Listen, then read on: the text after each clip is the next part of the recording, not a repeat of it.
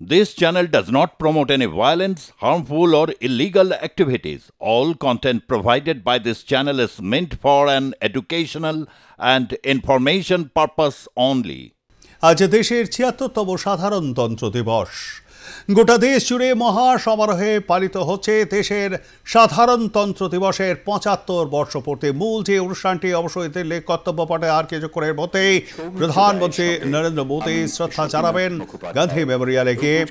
এরপর সাধারণতন্ত্র দিবসের কুচকাওয়াজ বেলা 10:30টায় দিল্লির কর্তব্য পথ থেকে। ইতিমধ্যেই কড়া নিরাপত্তার চাদরে মুড়ে ফেলা হয়েছে দিল্লির, এবং আপনারা দেশের অতিথিরা ইতিমধ্যে আসতেও শুরু করে দিয়েছে।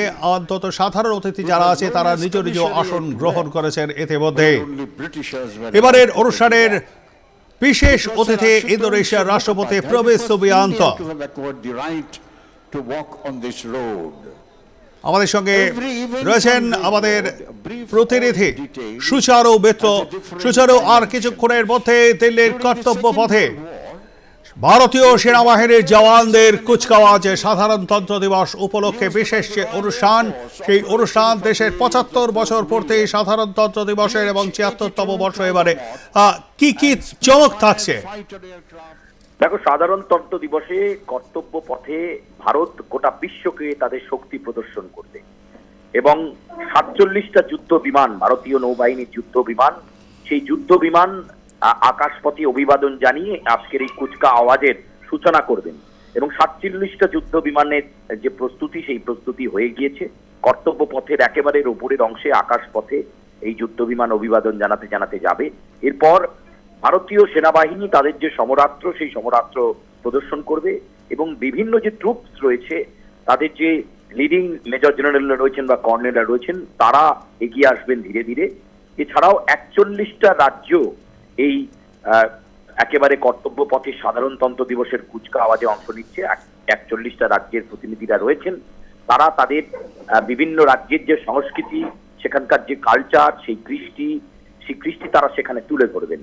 এরপর যেটা জানা যাচ্ছে যে পতাকা উত্তোলনের পরের পর্বে আজকে কিন্তু প্রধানমন্ত্রীরও অ্যাক্টিভিটি রয়েছে, তারও ভাষণ দেওয়ার কথা রয়েছে। কিন্তু এই অভিবাদন কর্মসূচি বা এই সূচি দেখার জন্য গোটা বিশ্বও কিন্তু মুখিয়ে থাকে। ভারত এই কর্তব্য পথে আজ তাদের শক্তি প্রদর্শন করবেন। এই কারণে কর্তব্য পথ থেকে প্রায় ৭.৫ কিলোমিটার রাস্তা প্রবীণ, যে এলাকা জুড়ে এই কুচকাওয়াজ হবে দিল্লিতে, সেই রাস্তা আঁটো নিরাপত্তা বেষ্টনীতে মুড়ে ফেলা হয়েছে এবং প্রায় ১৫,০০০ দিল্লি পুলিশ তারা কিন্তু এই নিরাপত্তা বেষ্টনীর চাদরে দায়িত্বে রয়েছেন। আজকে দিল্লিকে নিরাপত্তার খাতিরে এবং প্রজাতন্ত্র দিবস বলো বা সাধারণতন্ত্র দিবস, সেটাকে সামনে রেখে একেবারে নিরাপত্তার বজ্র আঁটুনি করা হয়েছে এবং ৭টা জোনে ভাগ করা হয়েছে দিল্লিকে। ABCDEF করে ৭টা জোনে ভাগ করা হয়েছে। প্রথম দুটি জোনে একেবারে হাই সিকিউরিটি অ্যালার্ট জোন বলা যেতে পারে এবং পরের জোনগুলো থেকে, অর্থাৎ তৃতীয় জোনগুলো থেকে সেখানে কিন্তু পুলিশ থাকছে। তবে ন্যাশনাল ওয়ার মেমোরিয়ালে এই মুহূর্তে ঢুকছেন প্রধানমন্ত্রী নরেন্দ্র মোদী। সুচারু, তুমি যেমনটা বলছিলে, যে কথা বলছিলাম যে প্রধানমন্ত্রী নরেন্দ্র মোদী ইতিমধ্যেই উপস্থিত হয়ে গিয়েছেন। আর মিনিট খানেকের মধ্যেই সেই কুচকাওয়াজের অনুষ্ঠান কর্তব্য পথে শুরু হবে। ৭টা জোনে ভাগ করা হয়েছে দিল্লিকে। ১৫,০০০ দিল্লি পুলিশ তারা এটাকে নিয়ন্ত্রণ করছে। আকাশপথেও নজরদারি রয়েছে এবং আজকে দেখবার মতো যে পরিস্থিতি তৈরি হবে, প্রত্যেকবারই ভারতীয় নৌবাহিনী তাদের নানা রকম নিদর্শন রেখে যান। এবারও ৪৭টা যুদ্ধ বিমান তাদের এক অভিনব অভিবাদন জানাবেন দেশবাসীর উদ্দেশ্যে এবং জাতীয় পতাকা নিয়ে সেই ৪৭টা যুদ্ধ বিমান আকাশপথে উড়ল বলে।